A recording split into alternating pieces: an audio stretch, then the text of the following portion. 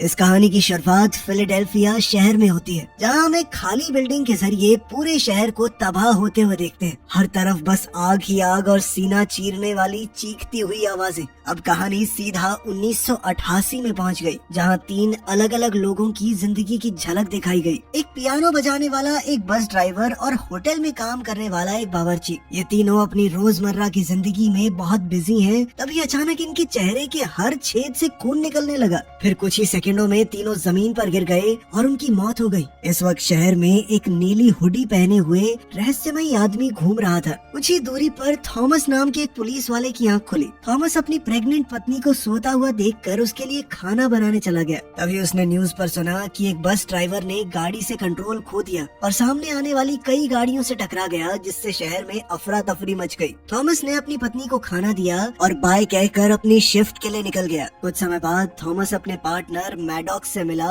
और दोनों उस जगह पहुंचे जहां बस ड्राइवर का एक्सीडेंट हुआ था। इस केस का मेन डिटेक्टिव ऑफिसर हॉल्ट को बनाया गया, जो कि थॉमस का जीजा भी था। थॉमस ने जब मरी हुई ड्राइवर को चेक किया तो वो घबरा गया, क्योंकि उसके चेहरे से खून बह रहा था। उसका दिमाग लगभग पिघल चुका था। मौत का कारण खून बहना बताया गया। थॉमस को उसकी गर्दन पर 3 निशान भी दिखे, बिल्कुल छेद की तरह, लेकिन हॉल्ट ने कहा कि ये बर्थ मार्क होगा और उसे अनदेखा कर दिया। तभी उन्हें खबर मिली कि 2 और लोग बिल्कुल इसी तरीके से मारे गए हैं और उन दोनों की गर्दन के पीछे भी 3 ऐसे ही निशान हैं। इसके बाद ऑफिसर सीधा उन 2 लोगों को भी देखने गए। ये दोनों भी खून बहने की वजह से ही मरे थे। थॉमस केस पर अपनी राय देने लगा, मगर होल्ट ने उसे इस केस से दूर रहने को कहा, क्योंकि उसे लगा कि ये केस उसके प्रमोशन के लिए काफी अच्छा रहेगा।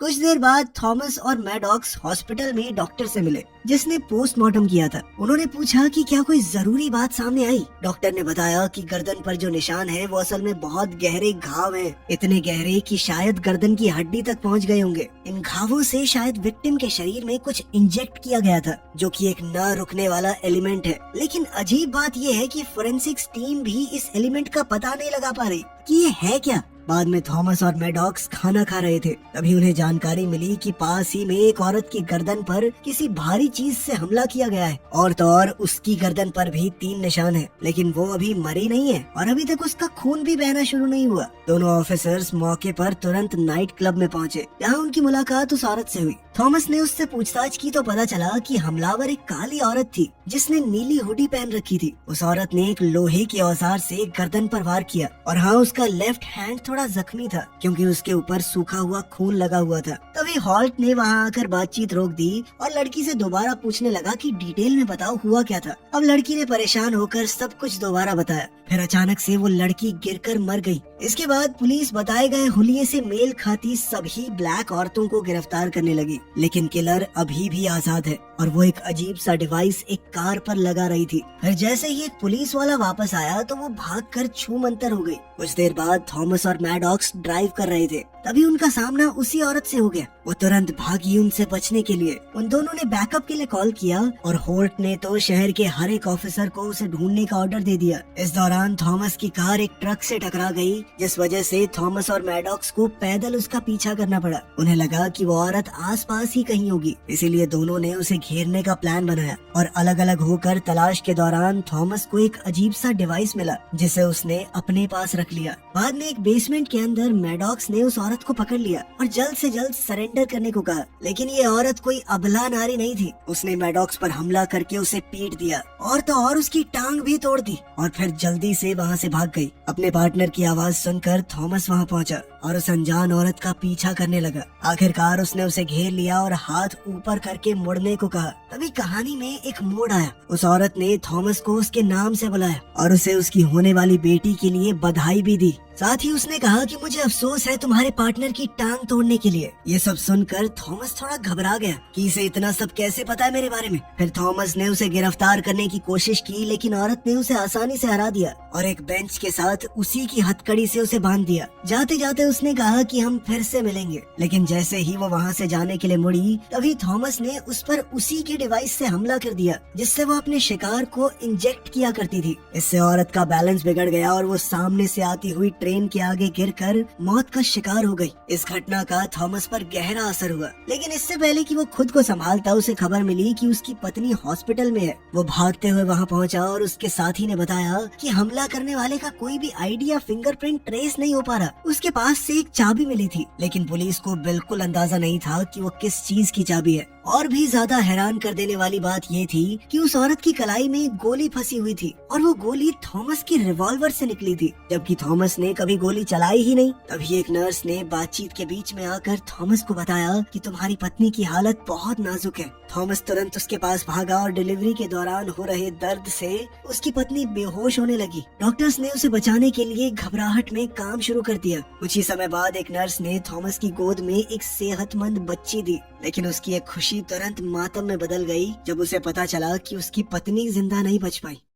इसके बाद कहानी 9 साल आगे यानी 1997 में पहुंची। अब थॉमस की बेटी एमी 9 साल की हो चुकी थी। एमी नाश्ता बना ही रही थी कि तभी टीवी पर न्यूज चलने लगी, जिसमें सड़कों पर लोग आंदोलन करते हुए 9 साल पहले हुई घटना का जवाब मांग रहे थे। लोगों ने इसे रेसिज्म का मुद्दा बना लिया। कई लोग उस औरत का साथ देते हुए कहने लगे कि उस वक्त वो औरत निहत्थी थी, लेकिन पुलिस वाले ने उसे गिरफ्तार करने के बजाय ट्रेन के नीचे धकेल दिया। बाद में थॉमस जो डिटेक्टिव बन चुका था, उसने अपनी बेटी को जन्मदिन की बधाई दी और उसे एक ब्रेसलेट भी गिफ्ट में दिया। फिर दोनों थॉमस की पत्नी की कब्र पर गए, जहां उन्हें कब्र पर ताजे फूल दिखे और ये देखकर वो सोच में पड़ गए कि यहाँ पर कौन फूल रख के गया है। तभी थॉमस को एक फोन आया। ये जानकर उसके होश उड़ गए कि बिल्कुल वैसे ही मौत होनी शुरू हो गई है जैसे 9 साल पहले हुई थी। एक पल भी जाया किए बिना थॉमस क्राइम सीन पर पहुंचकर मैडॉक्स से मिला, जो अब भी 9 साल पहले हुए इंसिडेंट की वजह से लंगड़ा कर चल रहा था। थॉमस ने उससे पूछा कि सुबह तुमने मेरी पत्नी की कब्र पे फूल तो नहीं रखे, लेकिन मैडॉक्स ने कहा कि मैं नहीं गया भाई वहाँ। फिर दोनों एक यूनिवर्सिटी क्लासरूम पहुँचे, जहाँ एक प्रोफेसर की लाश पड़ी थी। उसकी गर्दन पर वही 3 निशान थे और चेहरे से खून बह रहा था। थोड़ी ही देर में होल्ट, जो कि अब एक ऑफिसर बन चुका था, वो सिक्योरिटी कैमरा फुटेज चेक करने लगा। फुटेज देखकर सबकी आंखें खुली की खुली रह गई, क्योंकि ये किलर बिल्कुल उसी औरत जैसी दिखती थी और वही कपड़े पहने हुए थे उसने जो 9 साल पहले वाली औरत ने पहने थे। लेकिन क्योंकि वो औरत तो मर चुकी है, इसीलिए सबने मान लिया कि ये कोई कॉपी कैट किलर है। पुलिस स्टेशन वापस जाकर थॉमस 9 साल पुराने केस की फाइल्स को दोबारा पढ़ने लगा, इस उम्मीद में कि शायद कोई क्लू मिल जाए। तभी उसे वो रहस्यमयी चाबी मिली जो उस औरत के पास से मिली थी, और उसने अपनी टीम को उसकी जांच पड़ताल करने लगा दिया। इसी दौरान और भी मर्डर्स होने लगे, जिससे पुलिस पर जबरदस्त प्रेशर आ गया। साथ ही पब्लिक के बीच डर का माहौल बनना शुरू हो गया था। बाद में थॉमस ने फुटेज के अंदर नए किलर के लेफ्ट हैंड को ध्यान से देखा। वो चौंक गया ये देखकर कि वो भी जख्मी है, बिल्कुल उसी तरह जैसे 9 साल पहले वाली औरत का हाथ था। उसने मैडॉक्स को बताया कि ये डिटेल कभी पब्लिक नहीं की गई थी, इसीलिए अगर कोई कॉपी कैट किलर है तो वो इस बारे में कैसे जान सकता है। तभी एक ऑफिसर ने आकर बताया कि जिस चाबी की जांच की जा रही है वो एक प्लेन की चाबी है, जिसे सिर्फ 1 साल पहले बनाया गया है। तो ये चाबी 9 साल पहले कैसे थी उस औरत के पास? ये सुनकर डिटेक्टिव्स हैरान रह गए जब उन्हें पता चला कि 100 मील के रेडियस में सिर्फ एक ही एयरफील्ड है जहाँ पर इस मॉडल का प्लेन मौजूद है। तो उन्होंने वहाँ जाने का फैसला किया। जैसे ही थॉमस और मैडॉक्स निकलने वाले थे, तभी उन्हें एक साइंटिस्ट मिला जिसका नाम है डॉक्टर नवीन राव। साइंटिस्ट ने बताया कि ये केस मेरी रिसर्च से जुड़ा हुआ है। उसने ये भी बताया कि ये किलर सिर्फ एक खास मौके पर दिखाई देती है। आज से ठीक 9 साल पहले भी ब्लड मून वाला ही दिन था और आज भी वही दिन है। लेकिन डिटेक्टिव्स को उसकी ये बात बकवास सी लगी। उन्होंने कहा कि ये सिर्फ एक इत्तेफाक होगा और बिना उस पर ज्यादा ध्यान दिए वहाँ से चले गए।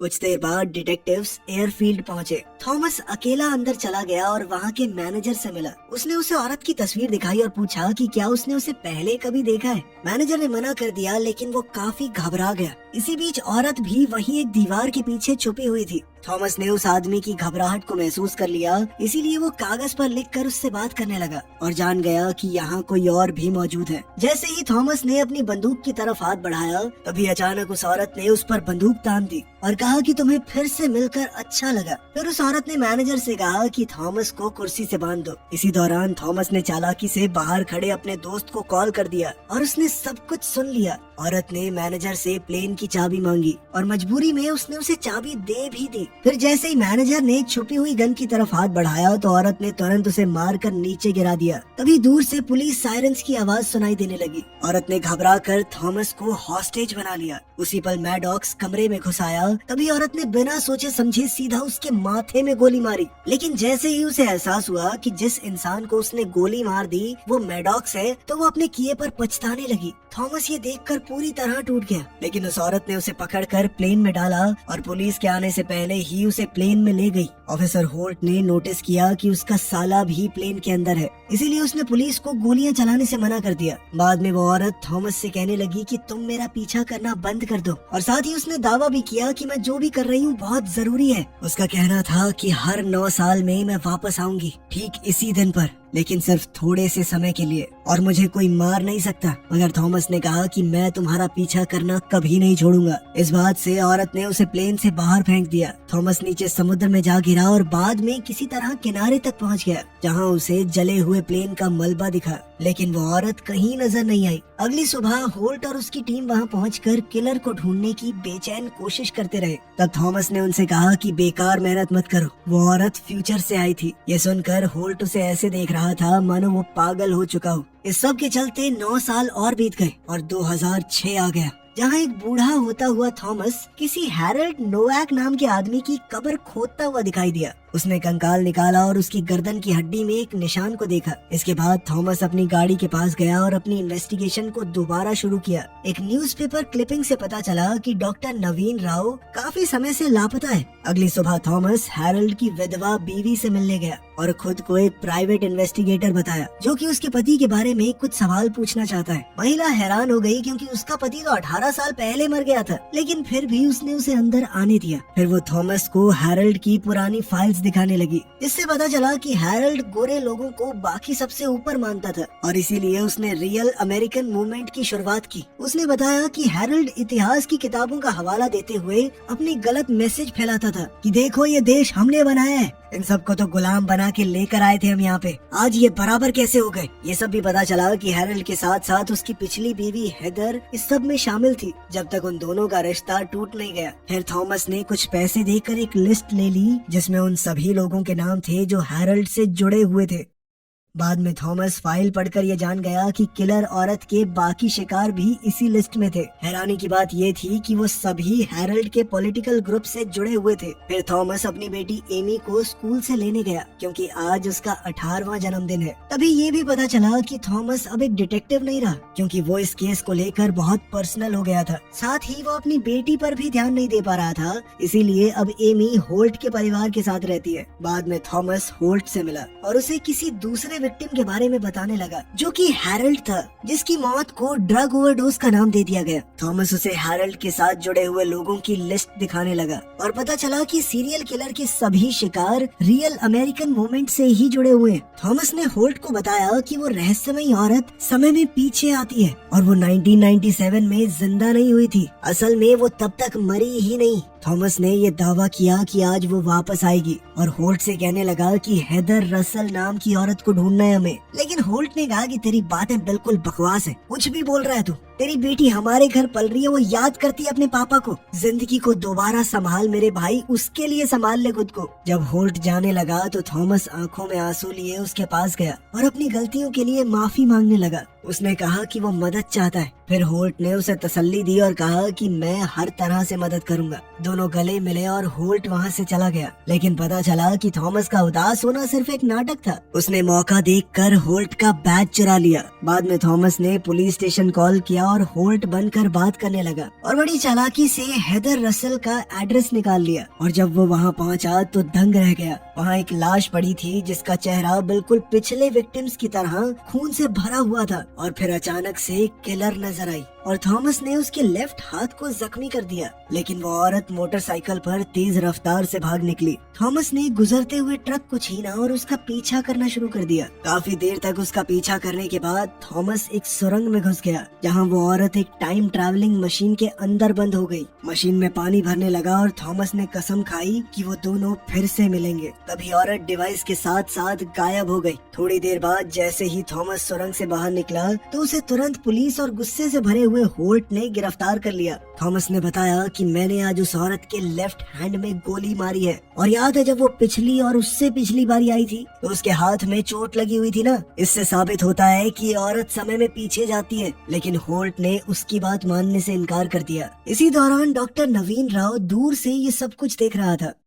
एक बार फिर से कहानी 9 साल आगे बढ़ गई, साल 2015 में, जहाँ पर डॉक्टर नवीन राव आइसोटोप नाम के एक डिवाइस पर काम कर रहा था। उसने इस डिवाइस को सुअरों पर टेस्ट किया, जिससे उनकी नाक, आँखों और कानों से खून बहने लगा और वो मर गए। वो अपनी कामयाबी से काफी खुश हुआ, लेकिन फिर उसके असिस्टेंट ने उसे थॉमस की बीच पर तस्वीर दिखाई। यही वो जगह थी जहाँ किलर 9 साल पहले गायब हुई थी, और वो वहीं पर किलर की वापसी का बेसब्री से इंतजार कर रहा था। इसी बीच थॉमस को अपनी बेटी का वॉइस मेल मिला, जिसमें उसने बताया कि वो जल्द ही माँ बनने वाली है और वो चाहती है कि इस मौके पर उसके पिता वहीं पर मौजूद हों उसके साथ। थॉमस इस बारे में सोचता है, लेकिन अचानक से कुछ देर बाद ही उसने अपने आप को ट्रक के पिछले हिस्से में बंधा हुआ पाया। पता चला कि नवीन ही वो शख्स है जिसने उसे किडनैप किया था। नवीन ने उसे बताया कि मुझे उस किलर औरत के मिशन पर नाज है और मैं एक ऐसे एक्सपेरिमेंट पर काम कर रहा हूँ जिसे एक दिन वो औरत इस्तेमाल करेगी। मैं नहीं चाहता कि तुम उसे मार दो और सब कुछ बर्बाद हो जाए,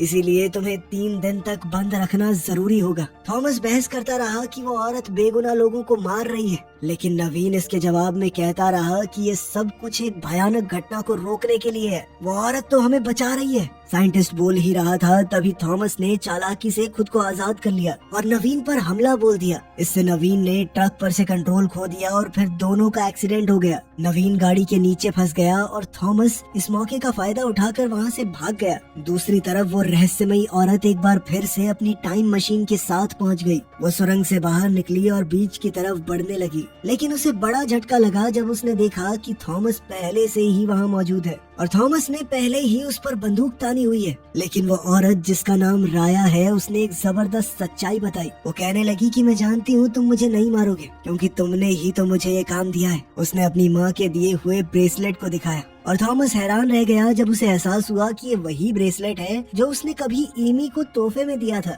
यहीं पर थॉमस को जोरदार झटका लगा। वो राया का नाना है। राया आज ही उसकी बेटी की कोख से जन्म लेने वाली है। अब उसे अफसोस होने लगा कि 1988 में मैंने तुम्हें मार दिया था। थॉमस उससे गुहार लगाने लगा कि पीछे जाकर इस सब को रोक दो, लेकिन राया ने कहा कि ये सब हो चुका है और टाइम ट्रैवल एक ही तरफ होता है, बार बार वापस जाना मुमकिन नहीं है। उसने बताया कि मेरा मिशन इसी बीच पर इसी दिन से शुरू होता है और हमेशा मेरी मौत के साथ खत्म। जाने से पहले राया थॉमस से कहने लगी कि आप मम्मी के पास जाइए, उनका ख्याल रखिए, उन्हें उनके पिता की जरूरत है। ये कहकर राया वहाँ से चली गई और थॉमस आंखों में आंसू लिए जमीन पर बिलक बिलक कर रोने लगा। फिर कहानी में भविष्य से जुड़ी हुई कुछ झलक दिखाई दी, जहाँ पर राव टेक्नोलॉजीज नाम का एक इंस्टीट्यूट है। वहाँ एक बुजुर्ग व्हील चेयर पर बैठा हुआ नवीन आइसोटोप डिवाइस राया को देते हुए नजर आता है। एक और जबरदस्त ट्विस्ट में पता चला कि कहानी की शुरुआत में जो हमला दिखाया गया था वो उसी रेडिकल ग्रुप की वजह से हुआ था जिसे हैरोल्ड नोवाक ने शुरू किया था। इसके बाद हुई सिविल वॉर में लाखों लोग मारे गए और लोग बदला लेने के चक्कर में एक दूसरे को मारने वाले दरिंदे बन चुके थे। राया का मिशन था समय में पीछे जाकर ऐसे लोगों को मारना जो आगे जाकर इस पार्टी को बड़ा करेंगे, ताकि वो 2024 में होने वाले बॉम्ब ब्लास्ट को रोक सके, जिसकी वजह से जंग शुरू हुई थी। जैसे ही राया अपना मिशन पूरा करती है, हम वही सीन दोबारा देखते हैं जहाँ से कहानी शुरू हुई थी, लेकिन इस बार शहर में तबाही नहीं हुई। इससे ये पता चला कि राया अपने मिशन में कामयाब हो गई। फिर कहानी वापस 2015 में आ गई, जहाँ थॉमस फूल लेकर हॉस्पिटल पहुंचा और उसी वक्त एमी ने राया को जन्म दिया। थॉमस ने बड़े प्यार से राया को अपनी गोद में लिया, क्योंकि वो जानता था कि ये वो बच्ची है जो भविष्य की दिशा तय करेगी। इसी के साथ दोस्तों ये कहानी यहाँ पे खत्म हो जाती है। बाकी आप बताइए आपको कैसी लगी। मिलते हैं आपसे अगली वीडियो में। ध्यान रखेगा अपना। Thanks for watching.